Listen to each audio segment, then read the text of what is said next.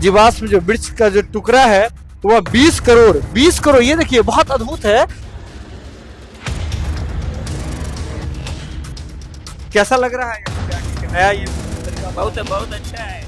बहुत अच्छा है, ये पसंद आ रहा है? हाँ, ऐसा लग रहा है कि एकदम सही में आदमी बैठा हुआ है। हाँ बिल्कुल, बड़ा अच्छा लगा। नमस्कार, लाइव सिटी देख रहे हैं आप। इस वक्त हम बिहार की राजधानी पटना में मौजूद हैं और पटना में ही पटना जो संग्रहालय है, पटना म्यूजियम है, उसके परिसर में मौजूद है।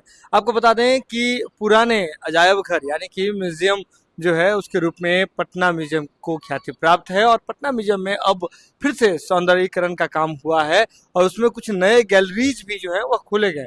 और ऐसे में आपको बता दें कि आप हमारे पीछे जो एक गैलरी देख रहे होंगे, ये गंगा गैलरी यानी कि गंगा दीघा जो है उसका शुभारंभ किया गया है। ये अपने आप में बहुत खास है क्योंकि पटना शहर जो है गंगा किनारे बसा हुआ है, तो गंगा की कहानी बताते हुए ये जो गैलरी जो खुली है, गैलरी का जो निर्माण हुआ है वह काफी ज्यादा लोगों को पसंद आ रहा है। लोग काफी भीड़ लगा रहे हैं। जैसे ही हम भीतर घुसते हैं तो देखिए अंदर किस तरह का एक माहौल है और ऐसे में सीधे तौर पर देखिए यहाँ गंगा माता की जो कांस्य की जो प्रतिमा है उसका उसका जो निर्माण किया गया था बहुत पहले, उसे यहाँ पे प्रदर्शित किया गया है। ये कांस्य का जो है वह प्रतिमा है और इस जयश्री बर्मन द्वारा जो है इस कलाकृति को बनाया गया था। इसके साथ ही गंगा बेसिन में किस तरह का कैसे क्या फ्लो है, ये तमाम चीजें जो है तो यहाँ पे दिखाई गई है गंगा गैलरी में।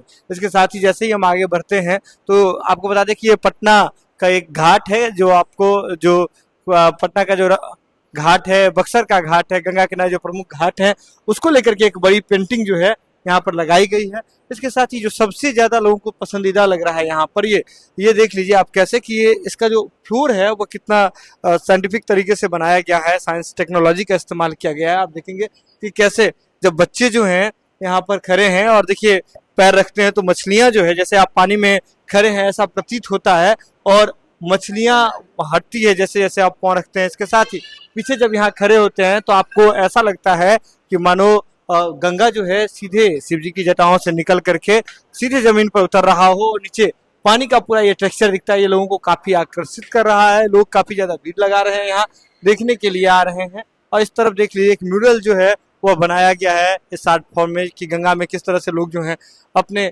संस्कार करते हैं और इसके साथ ही नहाते हैं, छठ व्रत करते हैं। ये तमाम कलाकृति इस म्यूजियम में लगाया गया है। कैसा लग रहा है यहाँ पे आकर के नया ये तरीका? बहुत अच्छा है।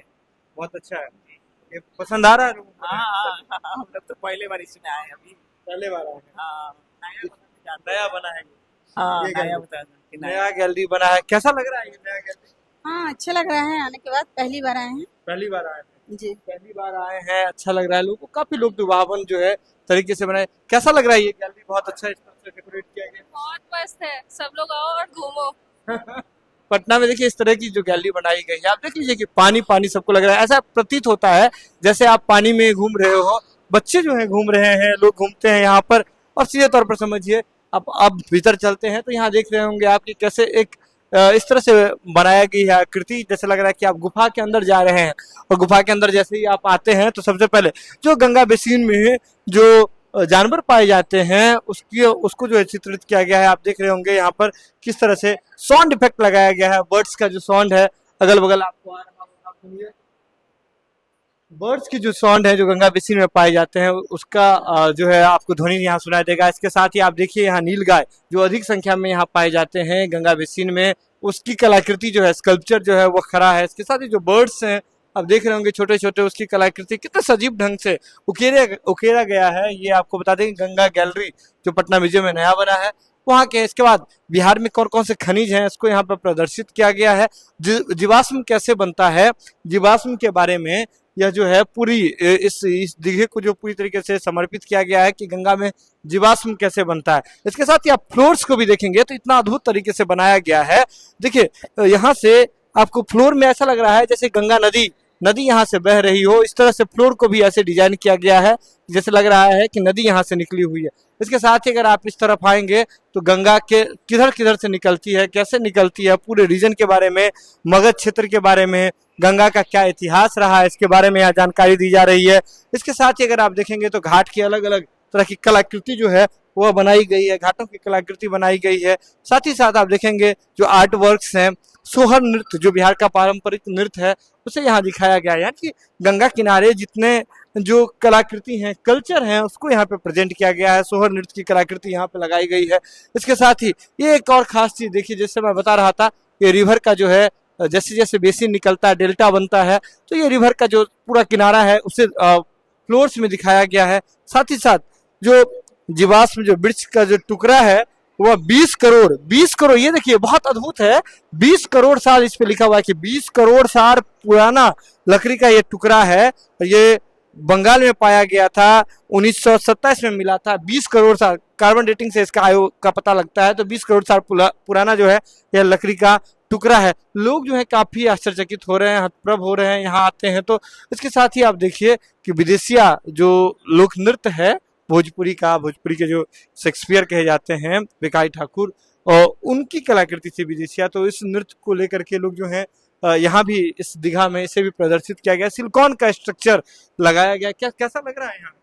बहुत अच्छा लग रहा है, ऐसा लग रहा है कि एकदम सही में आदमी बैठा हुआ है। हाँ एकदम बिल्कुल, बड़ा अच्छा लग रहा है। गंगा गैलरी जो नया ओपन हुआ है इसमें भीड़ लग रहा है? हाँ अच्छा खासा भीड़ है, लग रहा है यहाँ? लोग आते हैं, लग रहा है, बहुत भीड़ लग रहा है, देखने आते हैं लोग? बहुत लोग देखने के लिए आते हैं सीधे तौर पर। गंगा बेसिन में जो जैसे आप देख लीजिए टेराकोटा की जो जीवाश्म हो, टेराकोटा के जो टुकड़े हो, जो पुराने एंशिएंट जितनी चीजें मिल रही है खुदाई में, ये मौर्य कालीन है।